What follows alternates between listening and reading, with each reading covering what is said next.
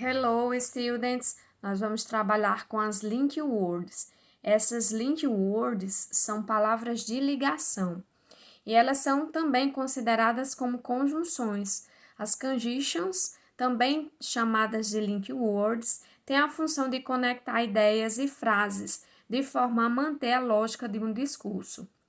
Ou seja, elas têm a função de fazer essa ligação, essa conectividade entre as palavras, entre as frases, né?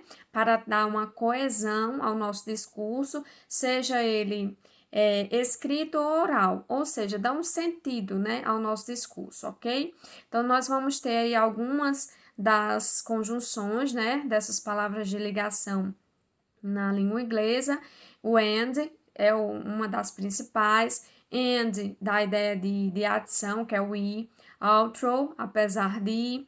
But, mas. Because, porque. O because ele é considerado mais para a resposta, certo? Nós vamos ter o why também, mas o why é mais para a pergunta, certo? Um exemplo que não está aí, mas eu poderia falar para você, por exemplo, why didn't you go to work today? Eu fiz a pergunta da seguinte forma: por que você não foi trabalhar hoje? Então, poderia responder da seguinte forma: because I was sick, porque estava doente. Então, esse because, ele só vai servir como resposta, ok?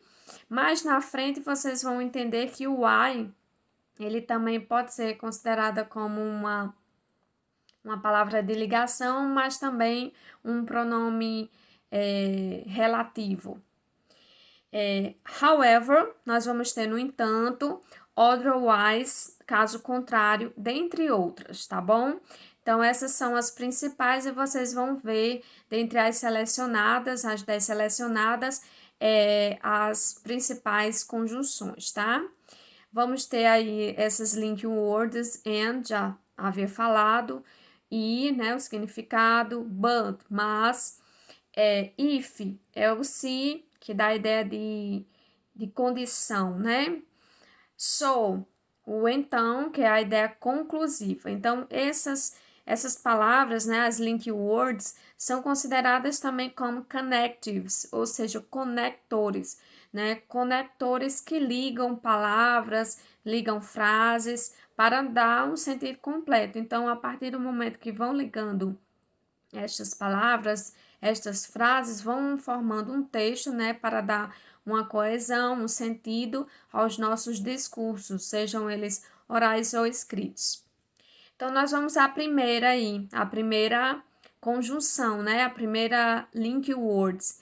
Então, ela é traduzida como embora, apesar de, né, although, e ela é uma conjunção concessiva, que dá a ideia de permissão, né?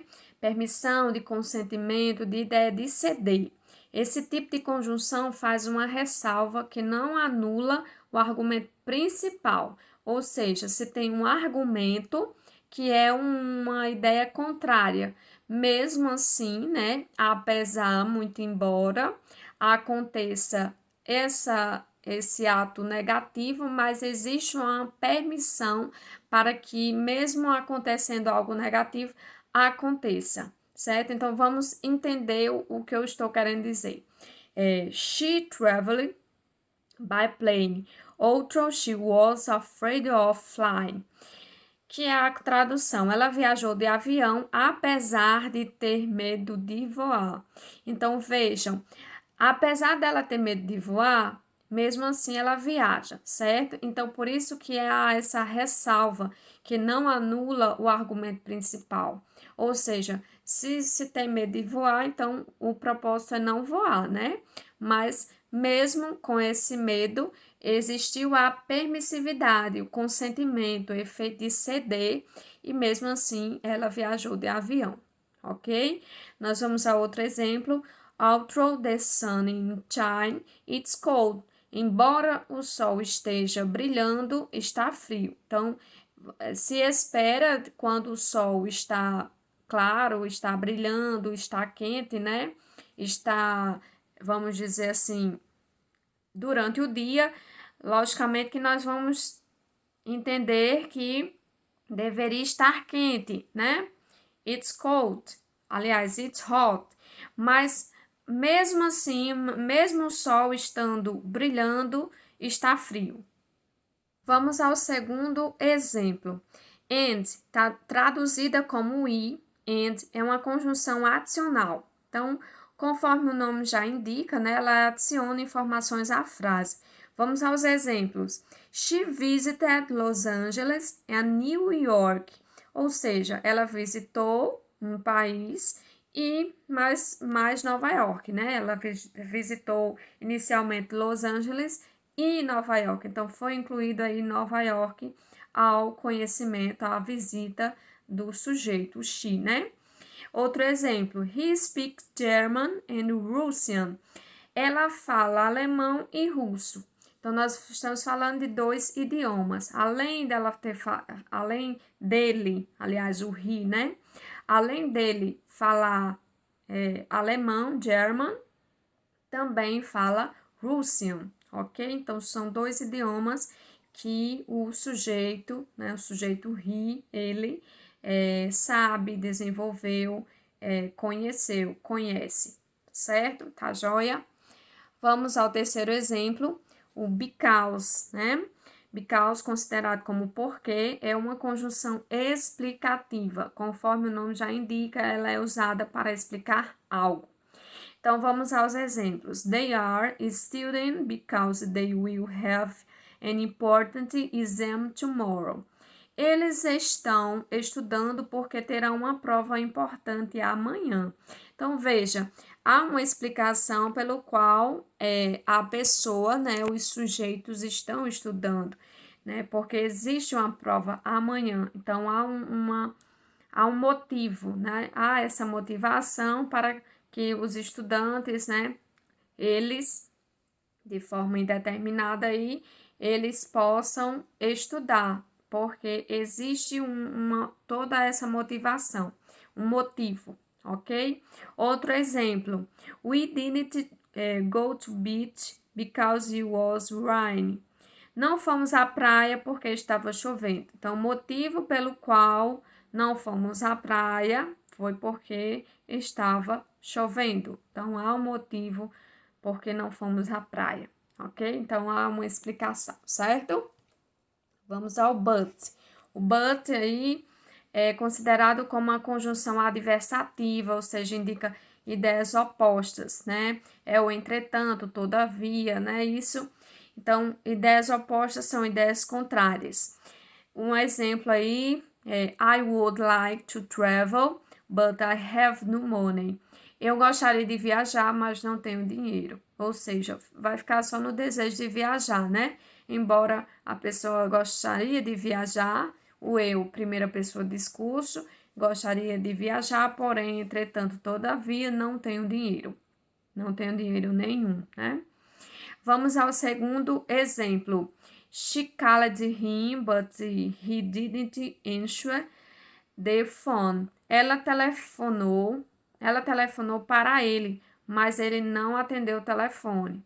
Então, o but aí, o mas, o entretanto, todavia, né? Quando ela diz she called him, ela telefonou para ele, né? But it didn't answer the phone, ou seja, mas ele não atendeu, entretanto, todavia, ele não atendeu, apesar dela ter ligado, né?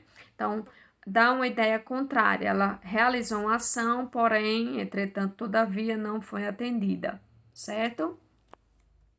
Vamos ao quinto exemplo. However, traduzida como entretanto, no entanto, mais uma, né, considerada como uma conjunção adversativa. Não existe só o but, existe outras. Então, eu trouxe mais essa para que você possa conhecê-la, certo? Então, vamos aos exemplos. His vote, however, didn't change and think. O voto dele, no entanto, entretanto, não mudou nada. Ou seja, nesse sentido aí dessa frase, dá para entender que o voto, por mais que a pessoa, que o sujeito tenha votado, né, tenha concedido o voto, mas não conseguiu mudar a situação, certo? Então, esse, no entanto, foi realizada em uma ação positiva, entretanto, no entanto, não modificou em nada. Outro exemplo, she used to love her job. At some point, however, she lost her motivation. Ela amava o trabalho dela. A dada altura, entretanto, ela perdeu a motivação. Então, há um ato positivo, né? Ela amava o trabalho dela, porém, quando diz a dada altura, em um certo momento, entretanto, no entanto, todavia, ela perdeu a motivação. Então, por mais que amasse o trabalho, então foi perdendo a motivação por algum motivo. Tá ok? Vamos ao outro exemplo, né? With, traduzida como se, é uma conjunção condicional. Conforme o nome já indica, ela expressa uma condição, uma ideia de condição. O exemplo aí, nós vamos ter: If I had the money, I would buy a house. Se eu tivesse dinheiro, eu compraria uma casa. Ou seja, para eu comprar uma casa, eu preciso ter o dinheiro. Então, esse se é uma ideia de condição. Eu compraria a casa se eu tivesse o dinheiro. Vamos a outro exemplo. I would have visited him if I knew I want to go. Eu o teria convidado se soubesse que ele queria ir. Então, se eu soubesse que ele queria ir, né, eu o teria convidado. Então, mais uma vez, uma ideia aí de condição, né? Então, vejam, para realizar algo, eu preciso de outra ação, né? De outro conhecimento para que eu pudesse realizar essa ação, ok? Vamos ao exemplo 7, or, né? Traduzida como ou, é uma conjunção alternativa. Assim, indica ideia de alternância, né? Alternância, opção, dá ideia também de exclusão, como quando você opta por uma, você escolhe, né? Então, de todo modo, a gente está excluindo. Então, vamos aos exemplos. Which is your favorite color? Blue or green? Qual a sua cor preferida? Azul ou verde? Então, se você for escolher a azul, it's blue or it's green, certo? Então, nessa opção aí, nós vamos ter a conjunção de alternância, certo? Vamos a outro exemplo. Are they brothers or cousins? Eles são irmãos ou primos? Se vocês fossem responder, seria they are brothers, se fossem irmãos. Se fossem primos, they are cousins, ok? Vamos ao oitavo exemplo. Otherwise, né? Traduzida como de outro modo, de outra forma, caso contrário. Otherwise é uma conjunção alternativa, ou seja, mais uma conjunção para não se pensar só em or, né? Vamos conhecendo um pouco mais para aumentar o nosso vocabulário, certo? E também ter um certo conhecimento quando estivermos lendo os textos, né? Para entender que não existe só o or, por exemplo. Então, existe o otherwise. É uma conjunção também de alternância. Vamos aos exemplos. You need to study hard, otherwise you won't pass the exam. Você precisa estudar bastante, de outra forma não passará na prova, né? Ou seja, tem a escolha de não estudar, né? De optar por não estudar. Mas quando se opta por não estudar, então, logicamente, que a probabilidade é que não seja aprovado na prova. Então, você precisa estudar bastante. De outra forma, caso contrário, não passará na prova, certo? Vamos a outro exemplo. I really like my team, otherwise I would have quit my job. Eu realmente gosto da minha equipe, caso contrário, eu teria deixado o meu trabalho. Ou seja, ela gosta do trabalho dela, por essa opção, ela permanece no trabalho. Se fosse da opção de caso contrário, né, de outro modo, de outra forma, ela não permaneceria no trabalho. Então, essa seria a opção, ok? Vamos lá, desculpa aí, acho que dá para ver a, dá para ver aí a imagem, né? Eu desfoquei um pouquinho, mas acredito que agora deu certo. Vamos ao outro exemplo. Since, traduzida como desde já, já que. Since é uma conjunção explicativa, conforme o nome indica, é usada para explicar algo, né? O exemplo aí seria you can use the pool since you pay for it. Então, você pode usar a piscina desde que pague por isso. É uma ideia aí de uma ideia explicativa, mas também se a gente for pensar um pouco, além dessa explicação de só poder usar a piscina se a pessoa pagar por esta ação, também dá a entender que é uma condição, né? Desde que a pessoa pague a piscina, também ela pague, ela use a piscina, mas ela pague por aquela ação. Então, é uma ideia explicativa, mas também não deixa de ser uma condição para que ocorra essa ação. Vamos a outro exemplo. Since the government quit the scholarship program, I will have to give up my research. Já que o governo acabou com o programa de bolsas, terei que desistir da minha pesquisa. Ou seja, só vou desistir da minha pesquisa porque o governo acabou com o programa de bolsas, né? Since the government quit the scholarship program, I will have to give up my research. Então, o governo acabou com o programa, por isso terei que desistir. Então, é uma forma explicativa, ok? Alright? Nós vamos aqui para o Sou, né? A última das 10 selecionadas, mas claro que nós vamos ter várias outras. Então, o Sou é um então, por isso, né? A ideia conclusiva. Vamos aos exemplos. You know I am paying attention to the teacher, so stop talking to me.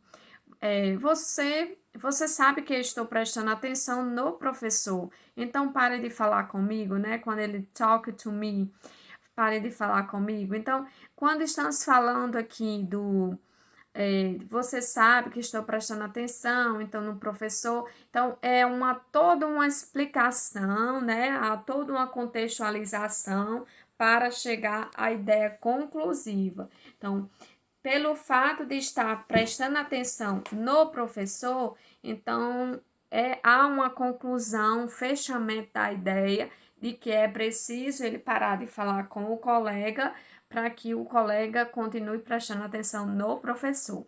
Vamos a outro exemplo. He doesn't speak English, so he had trouble finding a job. Ele não fala inglês, por isso teve dificuldade de encontrar emprego. Então, neste caso aí, há um motivo pelo qual a pessoa não encontrou um emprego, né? Há um fechamento de ideia, né? De certo modo, a pessoa não encontrou um emprego porque não sabe falar inglês, ok? Pessoal, então nós vamos aí à tabela, né? Essas são algumas das conjunções das link words. Elas servem para fazer a ligação entre as palavras, entre as frases, como eu já falei, né? Já expliquei. Serve para fazer essa ligação e dar um sentido aos nossos discursos, sejam eles orais ou escritos. Então, nós vamos ter várias conjunções, sejam elas de comparação, por exemplo, comparar um ao outro, uma coisa a outra. Nós vamos ter a conjunção de contraste, de oposição, ideias contrárias. Nós vamos ter de concessão, de permissão, de efeito de ceder, por exemplo, de consentimento. Nós vamos ter as de causa e efeito, né? Um motivo, uma causa, porque há aquela explicação de tempo, né? Depois, antes, por exemplo, possibilidade e condição, como vocês já puderam ver nos exemplos anteriores, lugar e modo. Então, essas são as principais aí, né? Outro, apesar de, even though, apesar de, rather than do que, throw, embora que, E assim por diante. O because, o when, por exemplo, em alguns momentos o when, ele também vai ter o mesmo significado de uma preposição, prepositions. Então, vai depender do contexto também, tá? Para que possamos entender que é uma preposição ou uma conjunção. Mas nesse sentido aí, in order, que seria tudo junto, né? Então, seria para que, por exemplo, since, desde, so that, por exemplo, o why, o porquê, certo? Eu já havia explicado aí a vocês o porquê para a pergunta, after, depois, before e assim por diante, tá? Então, vocês vão poder estudar essa tabelinha assim como ouvir as explicações e responder o questionário, tá bom? Bye, bye!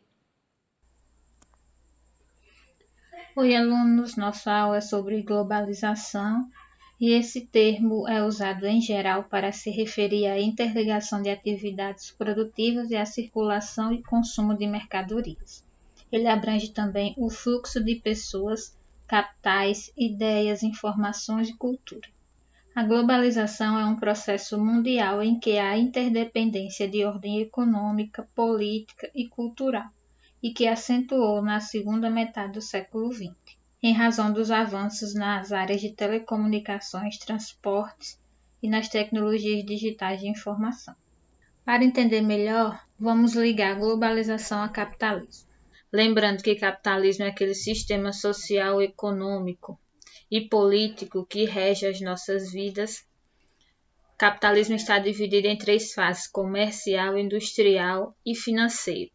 As características eram as trocas comerciais, encontrar território para retirar matéria-prima, novas riquezas e assim entregar para a metrópole. Ocorria o controle estatal da economia, que a figura do rei ele não sumiu.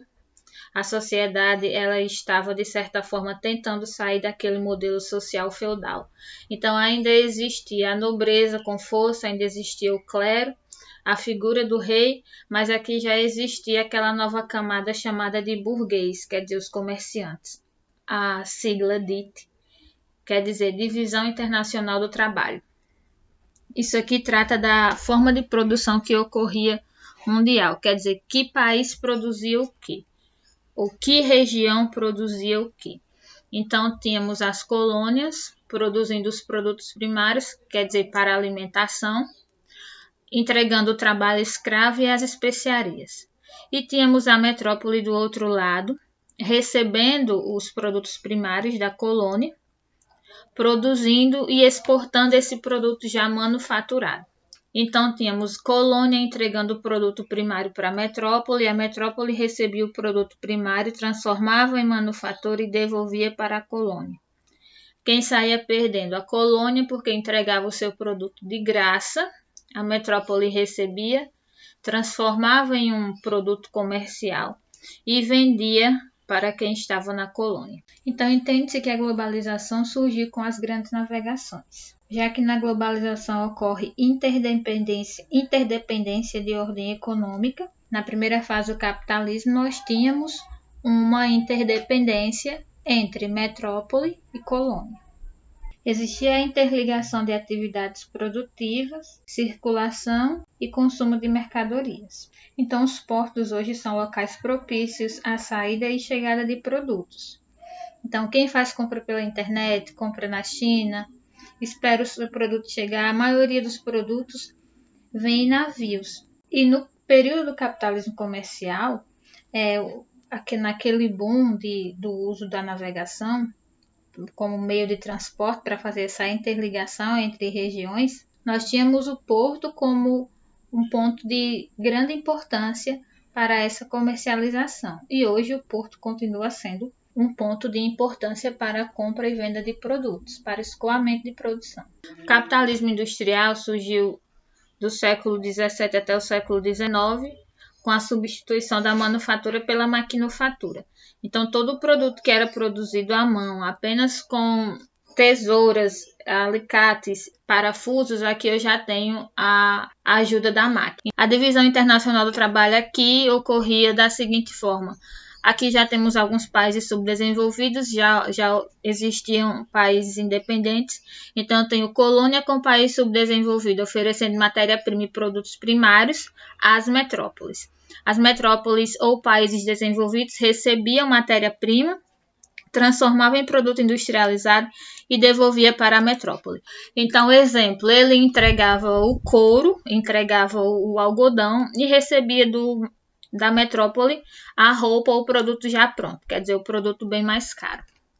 E a sociedade já estava dividida em duas classes, burguesia e proletariado. É importante destacar que dentro do capitalismo só existem duas classes sociais. Ou você é burguês ou você é proletário.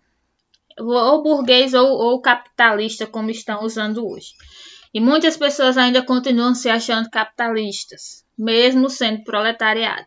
Então, se você só tem um trabalho ganhando um salário fino, salário magro, você é proletariado.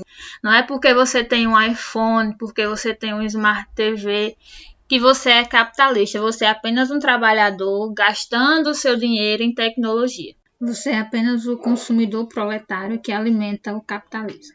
Quem é o burguês? Quem é o capitalista? É o dono de indústrias, as pessoas que têm um grande número de terras, latifúndios, é o CEO de alguma indústria multinacional. Lembrando que o capitalista é aquela pessoa dona dos meios de produção. Nessa fase do capitalismo, houve necessidade de nova circulação de matérias-primas e mercadorias. Ocorreu também a especialização da mão de obra e a ampliação do mercado consumidor. Então, esse comércio internacional ele cresceu e ocorreu o incremento de importações e exportações. O financeiro, então eu tenho aqui como característica concorrência internacional, concorrência entre países. Posso comprar hoje no Brasil um produto de procedência nacional, mas eu posso também comprar um produto de procedência internacional. Então, facilitou, de certa forma, o consumismo. Ocorreu a fusão entre capital industrial e capital bancário.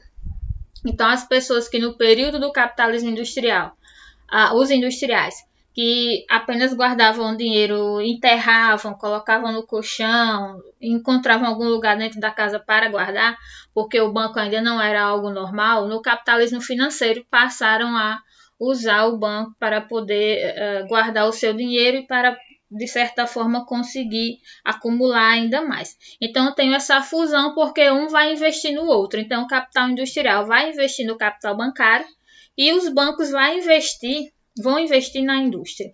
Então, existe essa fusão. Já a divisão internacional do trabalho funcionava da seguinte forma. Países subdesenvolvidos oferecem produtos industrializados e matéria-prima. Sim, produtos industrializados, porque aqui a industrialização já chegou para os países pobres. Entregava para os países ricos. Os países desenvolvidos devolvem para os países pobres, industrializados, alta tecnologia e investimentos. Lembrando que esses países subdesenvolvidos, pobres, entregam produtos industrializados, porém são produtos de valor mais baixo no mercado e continuam entregando a matéria-prima. Então, o mercado em países pobres subdesenvolvidos, de certa forma, ainda tem uma dependência de produtos primários. E os países desenvolvidos entregam para os países pobres industrializados mais caros, quer dizer, industrializados que precisam de alta tecnologia. Eles investem em alta tecnologia e entregam isso para os países subdesenvolvidos. E também investem nos países subdesenvolvidos. De que forma? Com multinacionais, comprando empresas nacionais, comprando empresas estatais. É interessante que aqui a gente consegue entender porque as pessoas dizem que os países pobres não conseguem se desenvolver porque não investem em tecnologia, não investem em educação. Os países ricos aqui, eles investiram em tecnologia, investiram na educação, investiram em pessoas. Então, os produtos, eles são caros porque existe tecnologia aplicada, existe conhecimento e existe o trabalho de pessoas e estudaram para desenvolver determinado produto. Então, tudo isso é colocado no valor final. Então, aquela ordem mundial que estava estabelecida a partir da divisão internacional do trabalho entre colônia, metrópole, colônia, país subdesenvolvido e metrópole, país emergente e metrópole, passou a ser uma ordem multipolar. Passou a ser uma ordem multilateral, quer dizer, o comércio multilateral. Então vem a constituição de alianças econômicas regionais por meio de blocos econômicos, e novas nações também despontaram no panorama econômico mundial, como China, Brasil, Índia, entre outros. Então, dessa forma, entende-se capitalismo e globalização, eles andam juntos, nas suas vantagens e nas suas desvantagens. A globalização ela surgiu com o capitalismo e afeta o mundo de forma desigual. Então, desde o capitalismo comercial, tínhamos aquela relação desigual entre regiões, entre quem produzia mais, quem produzia manufaturados, quem só entregava matéria-prima. E hoje algumas regiões estão muito mais integradas do que outras a esse processo de globalização, que acentua as diferenças entre as economias dos países. E aí existem também os conflitos de interesses relacionados a países desenvolvidos e países emergentes.